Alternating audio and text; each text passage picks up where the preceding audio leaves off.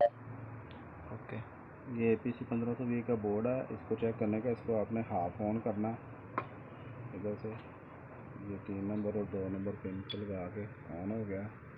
अब इसकी IC 0025 की ये 2 नंबर पिन पे 5.8 या 7.5 वोल्ट आएंगे। 5.75 से लेके 5.8 तक 2 नंबर पिन। उसके बाद 3, 4, 5 नंबर पिन, ये वोल्ट बराबर होना चाहिए। ठीक है, थोड़ी बहुत 0.25 का कोई फ़र्क नहीं है। उसके बाद आपने ये दोनों IC चेंज करने हैं, फिर ये रेजिस्टेंसेस सारी चेंज करनी है। फिर यहाँ पे चेक करना है, यहाँ पे तकरीबन 0.6 या 0.9 वोल्ट आएंगे। दूसरी पिन पे 0.3, तीसरी पिन पे सेम, चौथी पिन पे पहली पिन, ये पहली वाली पे सेम। ठीक है, बस कट कर दे आप।